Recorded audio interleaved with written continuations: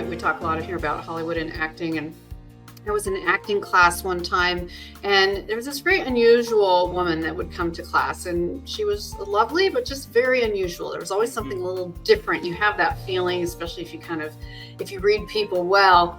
And a couple people would kind of rumor that, she has a gun, right? And we're, kind of like, well, obviously, at least she would never bring it to class, et cetera, et cetera. And then one day she was in class and she went to go up on stage to do her scene, and she left her purse wide open and there was a pistol inside, and people saw it, and people started really freaking out.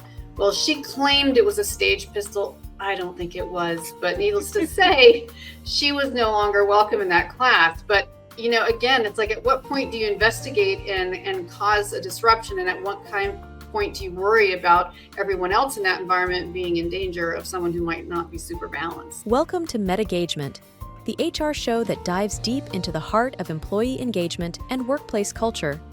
Your hosts, Ann Scottlin and Dr. Lyman Montgomery, bring you a groundbreaking show that explores innovative strategies and insights to transform and elevate your organization's HR practices. Dr. Montgomery is an employee engagement expert and best-selling author, while Ann Scottlin is an acclaimed business consultant and podcaster. Together, they will unpack the complexities of modern HR challenges and reveal innovative solutions that can be immediately applied to your workplace. Please welcome Ann Scottlin and Dr. Lyman Montgomery. Welcome back to MetaGagement-HR. We're so glad you're here with us today. With me is my co-host, Dr. Lyman Montgomery. I'm Ann Scottlin, and we are a podcast dedicated to transforming the way you approach human resources. We talk about innovation, we talk about evidence-based practices, and we talk about how you can go meta. We'll talk more about that later. So we're excited to launch a brand new series today, focusing on an essential yet often challenging aspect of HR, and that is conducting workplace investigations. But before we start, please do us a big favor and like and subscribe on whatever platform you're watching or listening to today, and copy and paste this link. Share it with a friend who might enjoy jumping in with us. So, Lyman, tell us a little bit more about what we're going to talk today: investigative excellence and laying the groundwork for fairness. Yeah, when it comes to, as you mentioned, sometimes the hard work within HR is when there's a policy violation or some type of event. One of the crucial steps in finding out the truth is conducting a workplace investigation. So today we want to talk about what are some of the pre-steps, some of the essential steps, and also some of the things that are often overlooked when it comes to beginning or initiating a workplace investigation. Should you do it yourself? Should you outsource it? Should you find someone maybe within the department to do it? So we want to talk about, those key steps to doing it correctly to make sure that you get to the truth as much as you can as to what actually happened, so that you can take the necessary steps to correct the behavior going forward. So basically, you get to be a detective within your own environment, which has a lot of pros and cons when you're working with those people. Absolutely.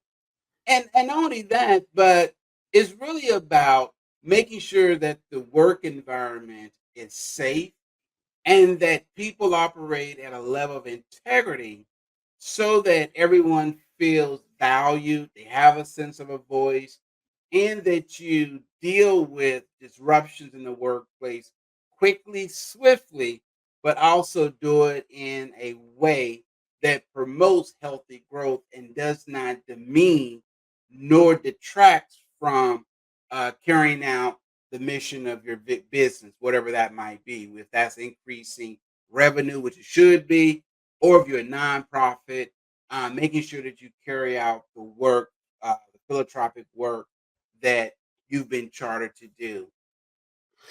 So understanding the importance of a well-defined investigation process is really critical. And let's start out by discussing the role of investigations in maintaining workplace integrity. I love that because maintaining workplace integrity is something we talk about all the time, and also Yes. it's part of going meta. So let's discuss why, through investigations, why they're crucial for maintaining trust, integrity within the organization. Yeah. When it comes to maintaining integrity and building that trust and maintaining that trust, it's a sense of fairness that Hmm. if there is a problem, at what level should the problem be addressed? Well, in order to know that, there has to be some level of a conversation or an investigation. Now, the difference between a conversation and an interrogation is that the process should be open. It should allow the person to speak freely, and it should not begin with why. Well, why did you do this? That comes across as being accusatory. You're making accusations. The early part is just asking open ended questions based on what you know so far. And sometimes you may not know a lot.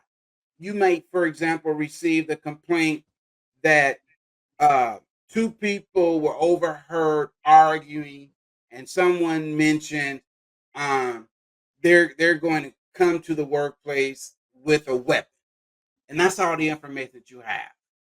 And so that kind of begins that process of making what we call in HR a threat assessment.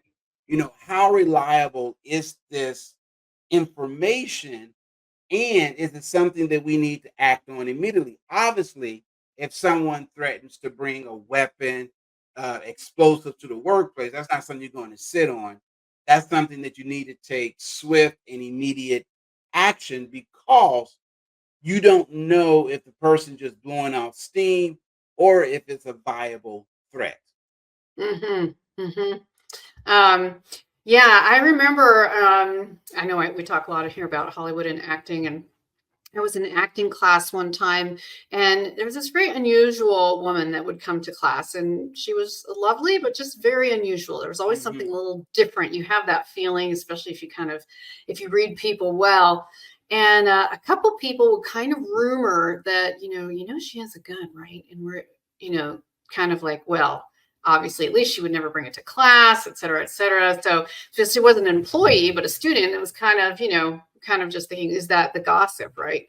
Right. And then one day she was in class and she went to go up on stage to do her scene, and she left her purse wide open and there was a pistol inside, and people Yeah. saw it and people started really freaking out.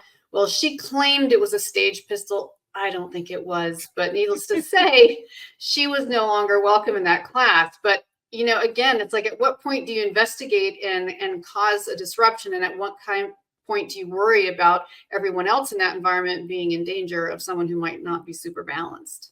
Yeah. And you bring up a good point, and that is at what point to ensure the safety of yourself, but also the safety of others. And that's what has to be the foreboding thought is, okay, I might believe that this person wouldn't create any type of harm, but do others believe that? And I have to look out for the best interest of others. And that's why you have to take action. And so I think there's three things that I recommend that a person do whenever they receive information. And understand, early on, you don't have all of the facts. You may just have a rumor, as you mentioned earlier. But what do you do with that? You have to be able to track down that rumor to a source and conduct what we call preliminary interviews.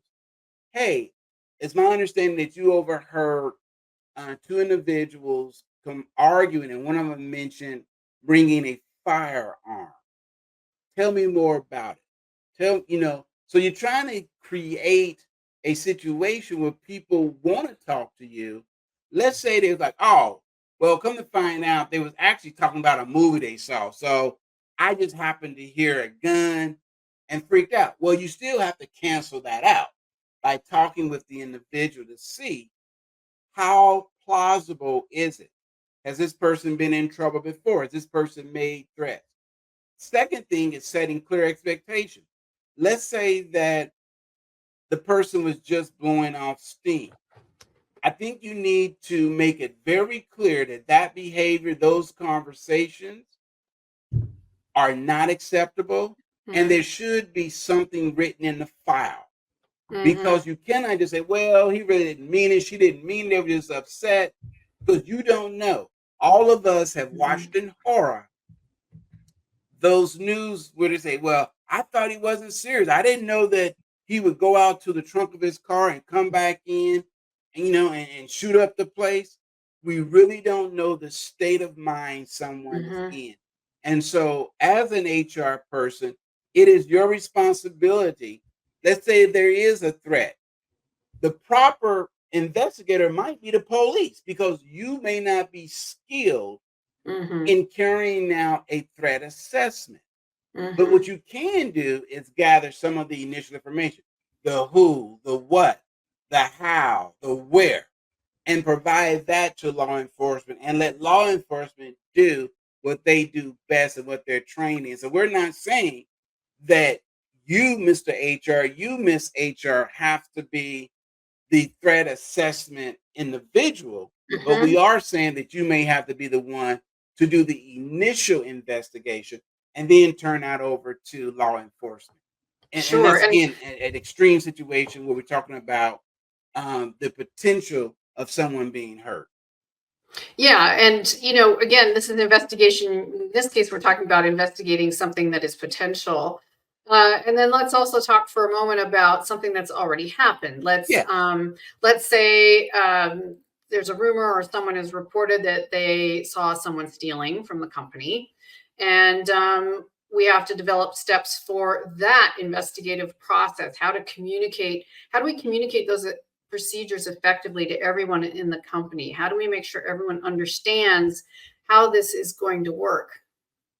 Yeah, very much so. And there are some companies that, for example, they will contact law enforcement for theft, regardless of if you were accused of stealing, let's say, a cup of coffee or $10 out of the till. For them, it's a matter of integrity that you took something that didn't belong to you. And again, they may call in an external investigator so that they remain objective.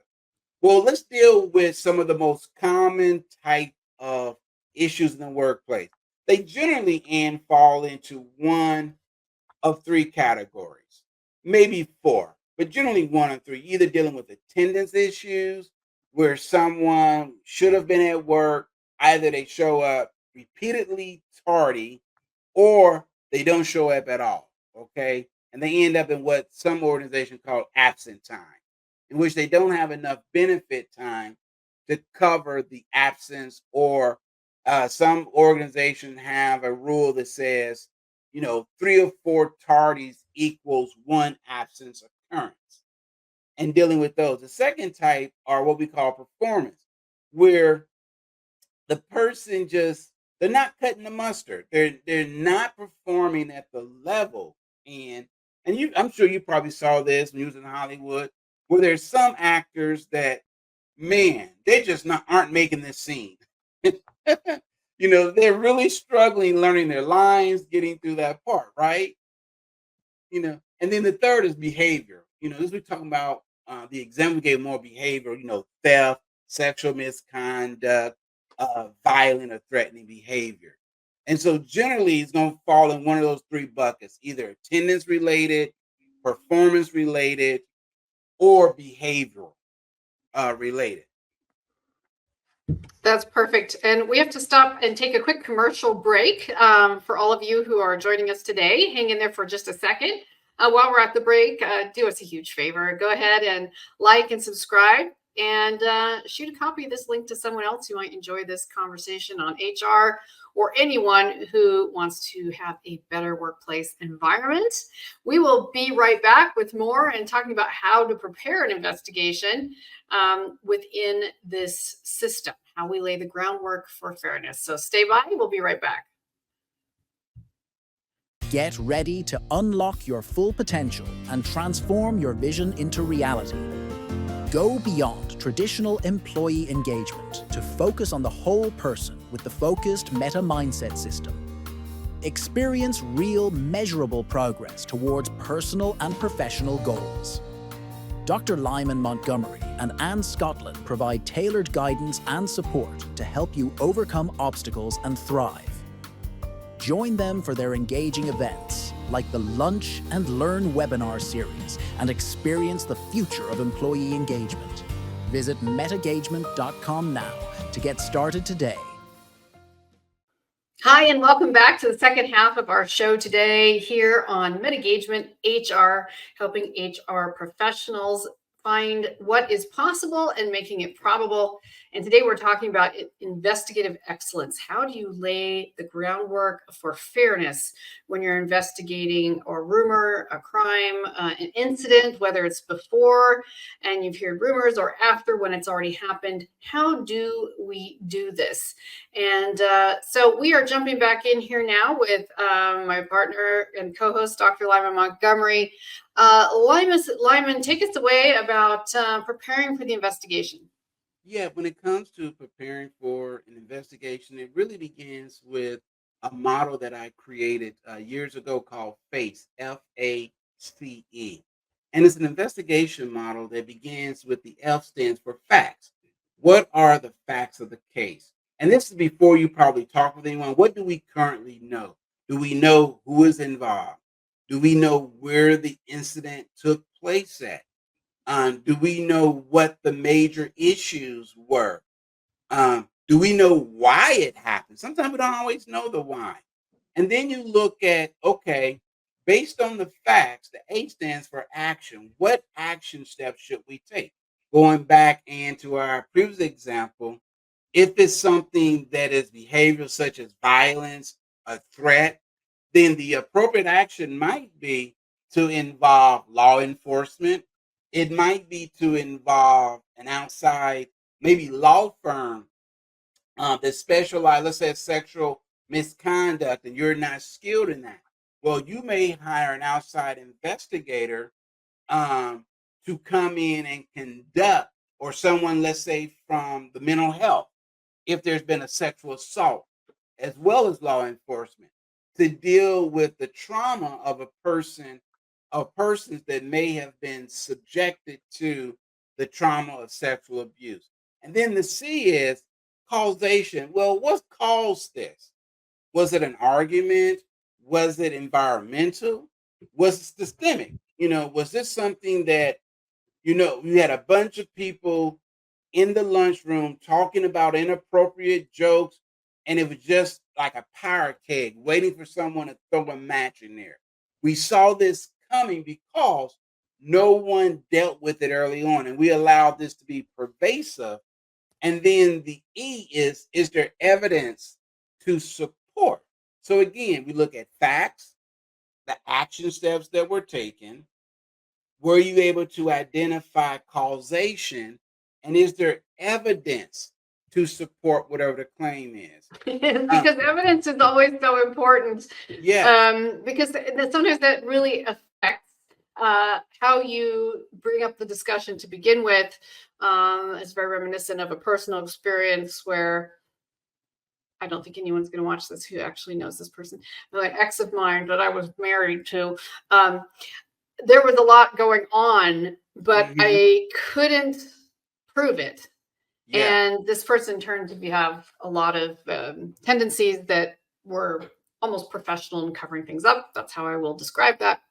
So in order for me to justify taking action for divorce, because I hadn't been abused directly, I hadn't been, it's really hard when you can't put your finger on it. Yes. And a lot of time has gone by and I tried and I couldn't do it.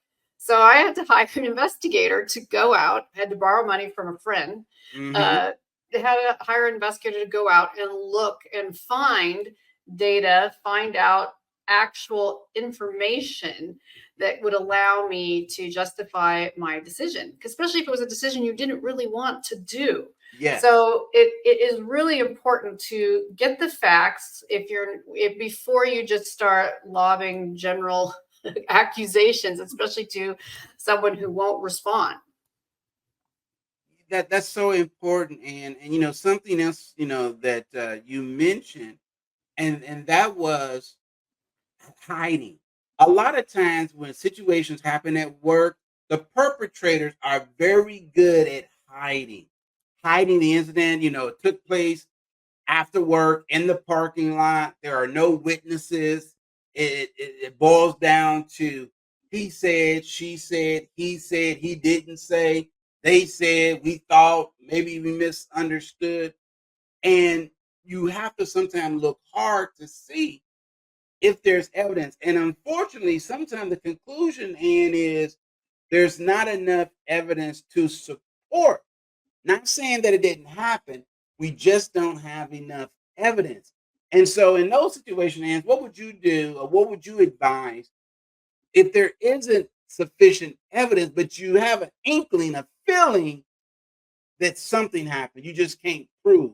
What would you recommend happen in those situations? Yeah, no, I think it's a two-prong approach. For my personal opinion, would be a combination of mediation and training.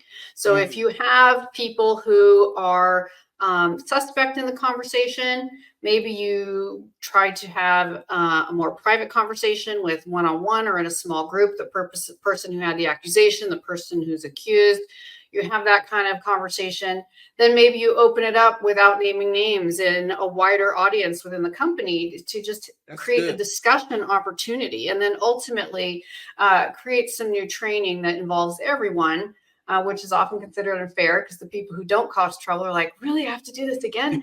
um, but create some incentives and create some training, and also just it gives you a great opportunity to remind them that you have already created open lines of communication and a safe space to talk, to report, to bring up, so that you can move forward and hopefully avoid an incident getting this far again in the future. Yeah, that's very good advice. The other thing that I would add as we wrap up when it comes to the initial investigation is generally that investigation will end up in some type of report.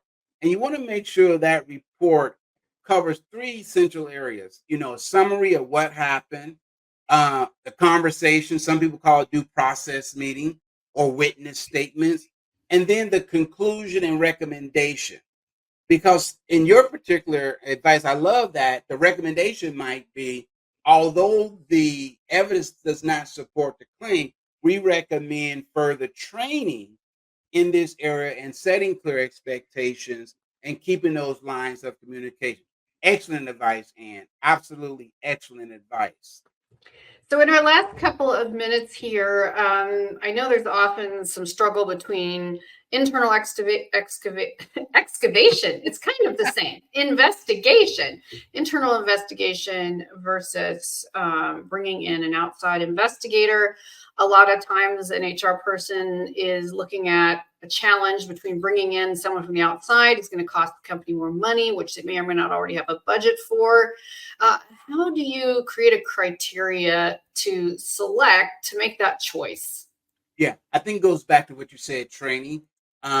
If you're dealing with a situation that has a major impact, i.e., could lend itself to a lawsuit, then you want to make sure you have experts or people that are skilled in workplace investigations so that they are crossing every T, dotting every I, and they understand how to conduct an Mm, interview that doesn't come across as accusatory. And so it is worth the investment of bringing in an outside consultant or a law firm that are skilled in conducting those types of mhm, interviews, or to train your staff on how to do it, because you can do more damage if you come across as accusing someone, especially if it lends itself to, let's say, the person being suspended or fired, only to find out that you had suspended or fired the wrong person. And now you're yeah. looking at hundreds of thousands, not millions of dollars in legal fees. And Right. so if you don't have the skill, outsource it. Excellent advice, and I think that you would rarely regret that, if because it's so much more important to have a proper and accurate resolution than save a little money, and hopefully wise directors in the company will also see that. Yes. Not something that you should mess around with and try to avoid. So we've talked today about the importance of having a clear investigative process that helps maintain fairness, having proper training, and having uh, a set of goals and steps to prepare it for an investigation process. So you already have that in place at all times. It already exists, and you know what you'll do, what your next steps will be in any given situation, which I think is super useful. Before we go, Lyman, is there a time and place, do you think, to bring in individuals outside of HR, and when is that appropriate? Yeah, I think again, it depends on the situation, and it also depends on the expertise that they have that can complement your current HR department. I always believe you start with an assessment, and I think every HR department should do this. You should conduct an internal assessment to say if we were faced with a major situation, are we prepared to handle this internally, or is this something we need to look externally for and bring in either consultants, coaches that are skilled in either training us in how to do it or conduct it themselves. And I think that's the first step, is to be honest and assess the skill level, the talent level of your HR department, to see if they have the knowledge, the skill, and the expertise in conducting workplace investigations, and at what level, Absolutely. and at what level. Absolutely. And at what level, for sure. So, if you found this helpful, I think there has been a lot of great information here today, whether it's new info to you or review in HR or in any part of business where you find yourself. I hope this has been useful. And if so, please give us a thumbs up, subscribe to this feed, and send in your comments and questions to us. You can email us directly through our website. You can leave comments here in the feed. We would love to hear from you, hear your questions, and hear any other topics that you would really like us to bring up and discuss here on the show. And next time, we're going to dive into part 2, how the actual investigation process works, focusing on interview techniques. We're going to talk about evidence collection and again, ensuring fairness every step of the way. So you will not want to miss that. Yes. And thanks again for tuning in today. Remember, we're here streaming every Tuesday at 11 a.m. Eastern, 8 a.m. Pacific, 3 p.m. GMT. And you can copy and paste this link. And even when it's no longer live, you can send it to anyone else who might appreciate it. We look forward to seeing you then. Thank you so much, Lyman. Thank you. Enjoy. Till next time, everyone. See you then.